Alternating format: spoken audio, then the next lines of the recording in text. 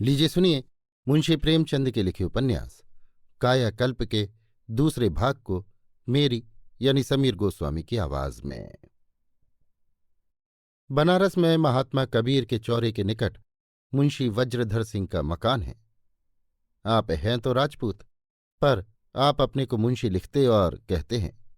मुंशी की उपाधि से आपको बहुत प्रेम है। ठाकुर के साथ आपको गंवारपन का बोध होता है, इसलिए हम भी आपको मुंशी जी ही कहेंगे। आप कई साल से सरकारी पेंशन पाते हैं। बहुत छोटे पद से तरक्की करते करते आपने अंत में तहसीलदारी का उच्च पद प्राप्त कर लिया था। यद्यपि आप उस महान पद पर 3 मास से अधिक न रहे और उतने दिन भी केवल एवज पर रहे, पर आप अपने को साबिक तहसीलदार लिखते थे और मोहल्ले वाले भी उन्हें खुश करने को तहसीलदार साहब ही कहते थे। ये नाम सुनकर आप खुशी से अकड़ जाते थे, पर पेंशन केवल 25 रुपये मिलती थी, इसलिए तहसीलदार साहब को बाजार हाट खुद ही करना पड़ता था। घर में 4 प्राणियों का खर्च था। एक लड़की थी, एक लड़का और स्त्री। लड़के का नाम चक्रधर था। वो इतना ज़हीन था कि पिता के पेंशन के जमाने में जब घर से किसी प्रकार की सहायता न मिल सकती थी, केवल अपने बुद्धि बल से उसने एमए की उपाधि प्राप्त कर ली थी। मुंशी जी ने पहले ही से सिफारिश पहुंचानी शुरू की थी। दरबारदारी की कला में वे निपुण थे। हुक्काम को सलाम करने का उन्हें मरज था। हाकिमों के दिए हुए सैकड़ों प्रशंसा पत्र उनकी अतुल संपत्ति थे। उन्हें वो बड़े गर्व से दूसरों को दिखाया करते थे। कोई नया हाकिम आए, उससे जरूर रब्त जब्त कर लेते थे। हुक्काम ने चक्रधर का ख्याल करने के वादे भी किए थे, लेकिन जब परीक्षा का नतीजा निकला और मुंशी जी ने चक्रधर से कमिश्नर के यहाँ चलने को कहा, तो उन्होंने जाने से साफ इनकार किया। मुंशी जी ने त्योरी चढ़ाकर पूछा, क्यों, क्या घर में बैठे तुम्हें नौकरी मिल जाएगी? चक्रधर, मेरी नौकरी करने की इच्छा नहीं है। वज्रधर, ये खप्त तुम्हें कब से सवार हुआ? नौकरी के सिवा और करोगे क्या? चक्रधर, मैं आजाद रहना चाहता हूं। वज्रधर, आजाद रहना था तो एमए क्यों पास किया? चक्रधर, इसीलिए कि आजादी का महत्व समझ सकूं। उस दिन से पिता और पुत्र में आए दिन बमचख मची रहती थी। मुंशी जी बुढ़ापे में भी शौकीन आदमी थे। अच्छा खाने और अच्छा पहनने की इच्छा अभी तक बनी हुई थी। अब तक किसी ख्याल से दिल को समझाते थे कि लड़का नौकर हो जाएगा तो मौज करेंगे। अब लड़के का रंग देखकर बार बार झुंझलाते और उसे कामचोर घमंडी मूर्ख कहकर अपना गुस्सा उतारते रहते थे।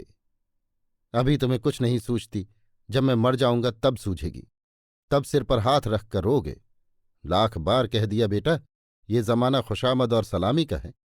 तुम विद्या के सागर बने बैठे रहो, कोई सैत भी न पूछेगा। तुम बैठे आज़ादी का मजा उठा रहे हो और तुम्हारे पीछे वाले बाजी मारे जाते हैं। वो जमाना लद गया जब विद्वानों की कद्र थी। अब तो विद्वान टके सिर मिलते हैं, कोई बात तक नहीं पूछता। जैसे और सभी चीजें बनाने के कारखाने खुल गए हैं, उसी तरह विद्वानों के कारखाने खुल गए हैं और उनकी संख्या हर साल बढ़ती जाती है। चक्रधर पिता का अदब करते थे। उनको जवाब तो न देते, पर अपना जीवन सार्थक बनाने के लिए उन्होंने जो मार्ग तय कर लिया था उससे न हटते थे। उन्हें ये हास्यास्पद मालूम होता था कि आदमी केवल पेट पालने के लिए आधी उम्र पढ़ने में लगा दे।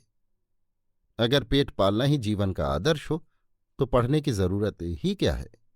मजदूर एक अक्षर भी नहीं जानता, फिर भी वो अपना और अपने बाल बच्चों का पेट बड़े मजे से पाल लेता है।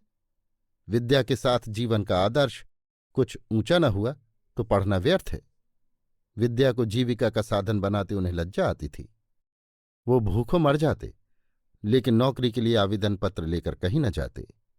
विद्याभ्यास के दिनों में भी वो सेवा कार्य में अग्रसर रहा करते थे और अब तो इसके सिवा उन्हें और कुछ सूझता ही न था।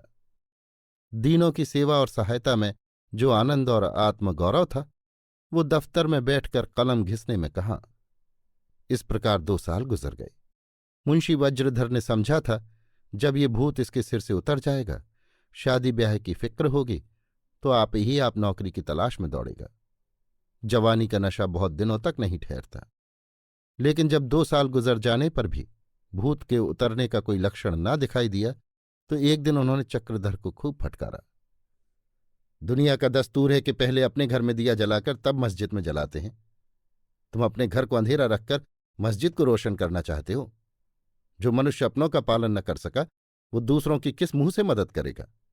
मैं बुढ़ापे में खाने कपड़े को तरसूं और तुम दूसरों का कल्याण करते फिरो। मैंने तुम्हें पैदा किया, दूसरों ने नहीं। मैंने तुम्हें पाला पोसा, दूसरों ने नहीं। मैं गोद में लेकर हकीम वैद्यों के द्वार द्वार दौड़ता फिरा, दूसरे नहीं। तुम पर सबसे ज्यादा हक मेरा है, दूसरों का नहीं। चक्रधर अब पिता की इच्छा से मुंह न मोड़ सके। उन्हें अपने कॉलेज ही में कोई जगह मिल सकती थी, वहां सभी उनका आदर करते थे, लेकिन ये उन्हें मंजूर न था। वो कोई ऐसा धंधा चाहते थे जिससे थोड़ी देर रोज काम करके अपने पिता की मदद कर सकें। 1 घंटे से अधिक समय न देना चाहते थे।